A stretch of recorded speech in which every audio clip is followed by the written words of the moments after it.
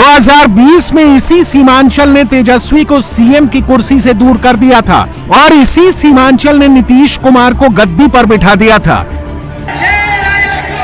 एक बार फिर सीमांचल का बैटल ग्राउंड सज रहा है। एक बार फिर ओवैसी की नजर इस सीमांचल पर है। प्रशांत किशोर का कैंप भी इस सीमांचल में लगा है। केजरीवाल की पार्टी भी सीमांचल में झाड़ू लगाने आ रही है। कांग्रेस ने यहां पप्पू यादव को फ्रंट पर उतारा है और तेजस्वी यादव भी यहीं से अपनी लालटेन जलाने की सोच रहे हैं। सीमांचल में बीजेपी जेडीयू की एकमात्र कोशिश यह है कि किसी तरह मुस्लिम वोट बढ़ जाए और एनडीए चुनाव जीत जाए। बिहार चुनाव से 3 महीना पहले वैसी ही सूरत बन रही है।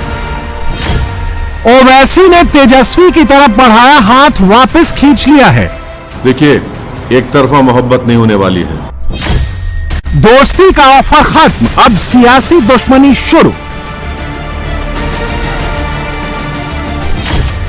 ओवैसी 2020 रिपीट करेंगे या तेजस्वी से बदला निकालेंगे? हम पर जो इल्जाम लगता था वो झूठ की बुनियाद पर। ओवैसी बिहार की मुस्लिम बहुल सीटों पर अकेले चुनाव लड़ेंगे। हम भी बीजेपी को हराना चाह रहे हैं। हम अपना चुनाव लड़ेंगे, अच्छी तरह लड़ेंगे।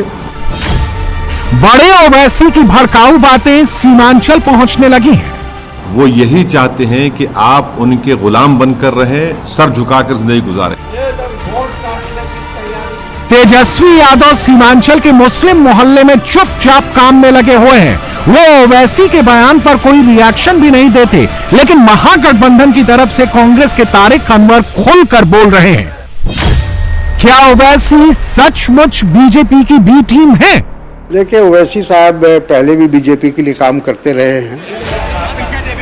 बिहार चुनाव में सियासी ओपनिंग करने जा रहे प्रशांत किशोर ओवैसी फैक्टर को खारिज करते हैं। सीमांचल के बारे में पीके ने क्या सोचा है? एमआईएम राज्य के स्तर पर समाज के लिए या मुसलमानों के लिए कुछ कर सकने की स्थिति में ऐसी बात नहीं है।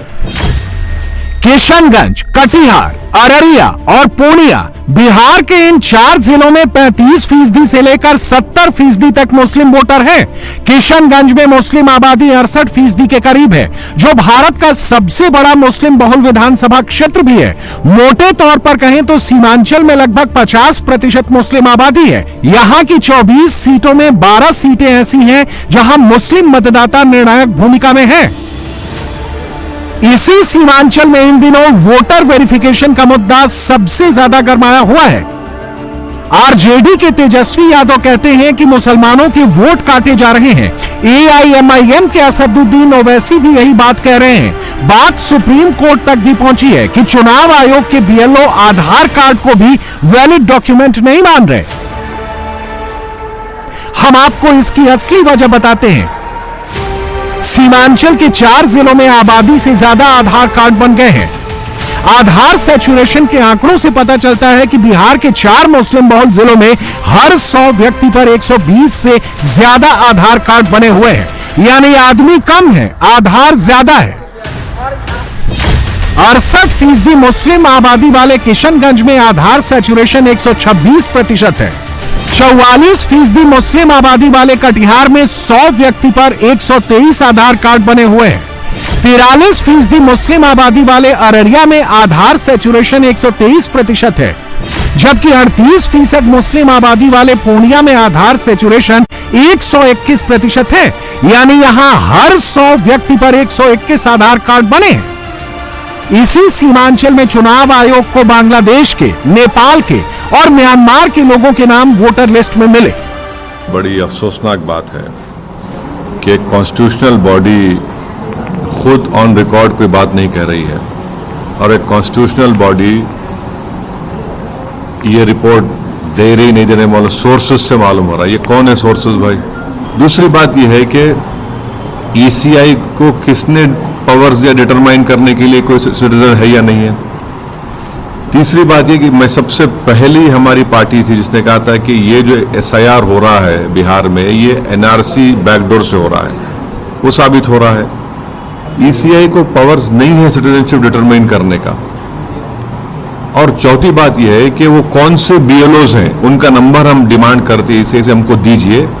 हम अपने पार्टी के लोगों को बोलेंगे जाके इन बीएलओ से मिलिए और हमको बताइए कि कहां पर आपको ये जो नेपाली कह रहे हैं, म्यांमार के कह रहे हैं, बांग्लादेशी आपको मिले हैं। बैकडोर से एनआरसी और नागरिकता पर खतरा।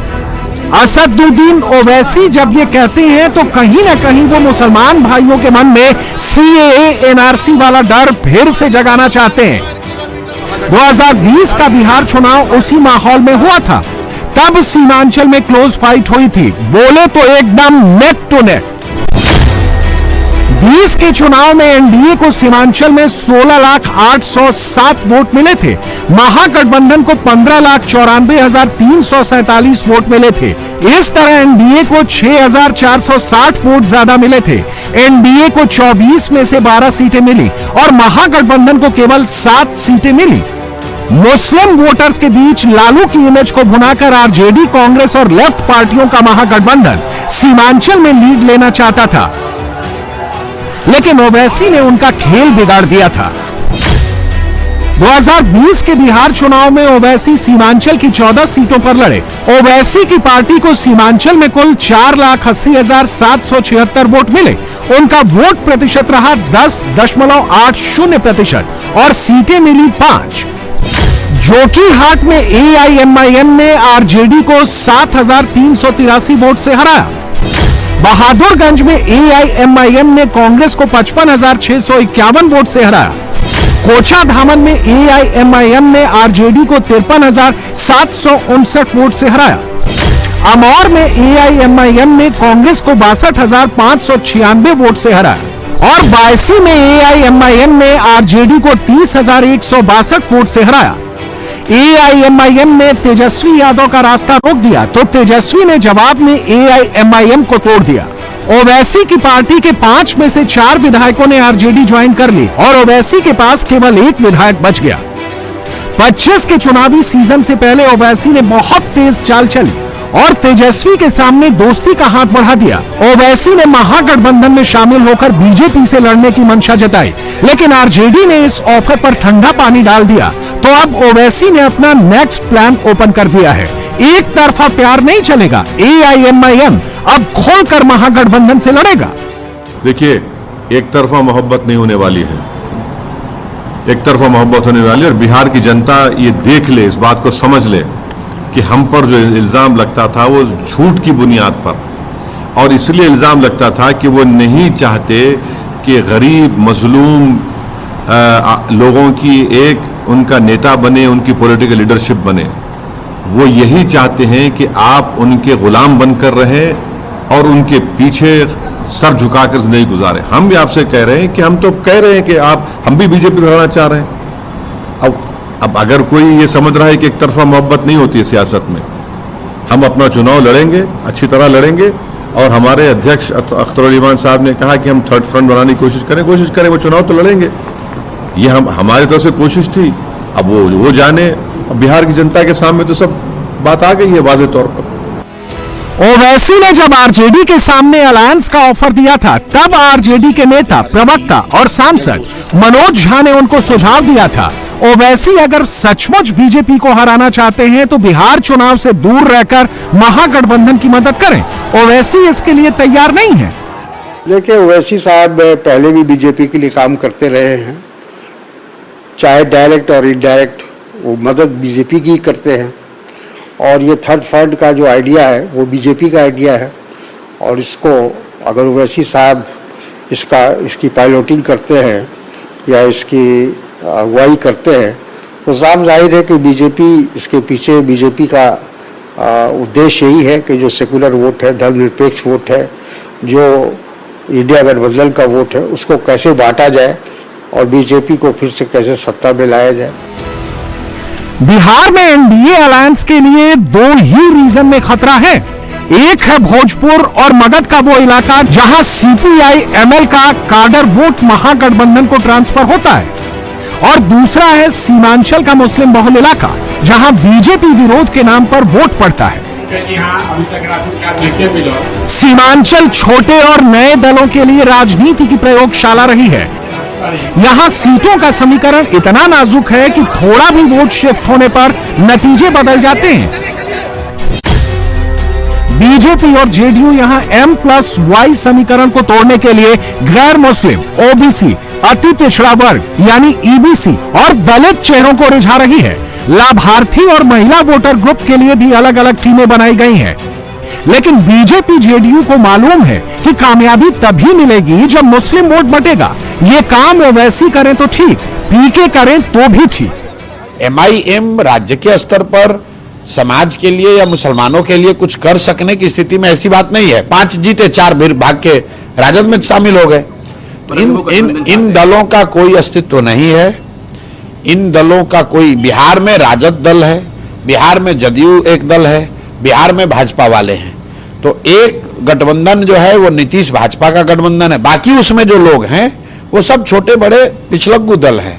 इसी तरीके से दूसरे साइड राजद का गठबंधन है, कांग्रेस का कोई बिहार में वजूद नहीं है, 5% से कम वोट आया है। तो बिहार के जनता के पास 3 ही विकल्प है। पीके जब 3 विकल्प की बात करते हैं तो एनडीए और महागठबंधन के साथ अपने जन स्वराज पार्टी को शामिल करते हैं। पीके बिहार की सभी 243 सीटों पर चुनाव लड़ने जा रहे हैं। इन दिनों वो सीमांचल में मेहनत कर रहे हैं। हमको आपसे वोट मांगने की जरूरत नहीं है। आप चाहे जितना विरोध कर लो, अपने आप की बात को रोकने की कोशिश कर लो। आपको चलना, आपकी आने वाली पीढ़ियों को चलना जन स्वराज में ही है। ये मेरा अहंकार नहीं है, इसलिए कि जीतेगा जन स्वराज ही। क्यों जीतेगा जन स्वराज? क्योंकि इस्लाम में ही तो बताया गया कि ईमानदारी से किया गया जद्दोजहद कभी बेकार नहीं जा सकता। और 3 बरस से जितनी ईमानदारी से जन स्वराज के लोगों ने, हमने पसीना बहाया है, वो बिहार में किसी ने नहीं बहाया है। तो आपको सिर्फ इतना ही तय करना है कि आपको अभी से इस व्यवस्था में चलना है कि जीतने के बाद चलना है। आरजेडी अगर सीमांचल की 5 सीटें ओवैसी को देकर उनको गठबंधन में शामिल कर लेती तो बिहार में एक भी मुस्लिम वोट इधर से उधर नहीं हो पाता। फिर भी तेजस्वी ने यह नहीं किया। वजह है कि आरजेडी चुनाव जीते ना जीते, लालू परिवार किसी भी सूरत में अपने मुस्लिम वोट बैंक में कोई हिस्सेदार नहीं बनाना चाहता। अगर ओवैसी को महागठबंधन में शामिल कर लिया जाता तो आरजेडी को सीमांचल की मुस्लिम बहुल सीटों पर ओवैसी के लिए वोट भी मांगने पड़ते। इससे लालू की लेगेसी को नुकसान होता। सीमांचल में पूर्णिया के निर्दलीय सांसद पप्पू यादव को लेकर लालू फैमिली का यही डर यादव वोटों के मामले में दिखता है। लालू फैमिली पप्पू यादव को आगे नहीं बढ़ने देती क्योंकि लालू यादव परिवार से बाहर के किसी यादव नेता को तेजस्वी के लिए चैलेंजर नहीं बनाना चाहते। पटना में राहुल गांधी के कार्यक्रम में पप्पू यादव को राहुल तेजस्वी की गाड़ी पर नहीं चढ़ने दिया गया था। बाद में राहुल ने पप्पू यादव को दिल्ली बुलाकर उनसे मुलाकात की। अब वही पप्पू यादव कह रहे हैं कि बिहार चुनाव में तेजस्वी यादव महागठबंधन की ओर से मुख्यमंत्री पद के उम्मीदवार नहीं है। कांग्रेस में कौन सीएम हो सकता है? बहुत है, हमारे सीएम की कमी है। हर पार्टी में ढेर है, तो हमारे नेता हमारे कांग्रेस में भी बहुत है। अशोक राम जी हमारे 5.2% है। तारिक अनवर साहब माइनॉरिटी में हमारे 100 आदमी हैं। अशोक राम जी हमारे लीडर। तारिक साहब सीएम फेस का हो सकते हैं क्या अशोक राम जी सीएम फेस नहीं है? कांग्रेस के बिहार प्रदेश अध्यक्ष राजेश राम हैं। कांग्रेस के करीबी निर्दलीय सांसद पप्पू यादव और राजेश राम को अशोक राम बताते रहे। जीभ लटपटाने से कई बार ऐसा हो जाता है, लेकिन पप्पू यादव के इस बयान ने महागठबंधन में दरार की अटकलों को हवा दे दी है। आरजेडी ने साफ कह दिया है कि तेजस्वी ही उनके नेता हैं और मुख्यमंत्री पद के उम्मीदवार का फैसला सिर्फ लालू यादव करेंगे। दबाव में कांग्रेस को भी पैर पीछे खींचने पड़े। जाहिर है, देखिए लोकतंत्र है, लोकतंत्र में जिसकी संख्या सबसे ज्यादा होती है उसी का मुख्यमंत्री बनेगा। बिहार में चुनाव आयोग एक एक वोटर गिन रहा है। नीतीश सरकार भी एक एक वोट का हिसाब लगा रही है। 2 दिन पहले नीतीश कुमार ने सोशल मीडिया पोस्ट पर 1 करोड़ नौकरियों का वादा किया था। अब बिहार कैबिनेट ने उस फैसले पर मुहर लगा दी है। पिछले 20 बरस से नीतीश कुमार मुख्यमंत्री हैं। 20 बरस में कम से कम दसियों हजार बार कैबिनेट बैठी होगी, हजारों निर्णय लिए होंगे। 20 बरस में उनको यह ध्यान नहीं आया कि बिहार के लोगों को रोजगार देना है। आज जब 1 महीने के बाद चुनाव है और कैबिनेट का अब कार्यकाल मुश्किल से 3 महीना बचा है, तब आपको ध्यान आ रहा है। और अगर ध्यान आ रहा है तो अभी दो, 5 वर्ष के बाद क्यों? इसलिए कि फिर एक बार वोट दे दो और फिर ये सब लूटपाट मचाएगा। नीतीश कुमार जी के मुंह से आप सुने हैं ये बात, आकर के थोड़ा पब्लिक को भी तो मुंह से जाकर आकर के बताना ना चाहिए उनको। अब तो कुछ भी अनाउंस कर देंगे ये लोग। चुनाव आ रहा है, जाने वाले हैं, विदाई तय है। बिहार में वोट डल जाने तक ऐसी चीजें होती रहेंगी। बिहार पॉलिटिकली सेंसिटिव सूबा है। लोकसभा में 40 सांसद चुनकर भेजता है। बिहार जो 25 में तय करेगा उससे 29 की राजनीति को दिशा मिलेगी। इसलिए ट्विस्ट एंड टर्न्स अभी आते रहेंगे।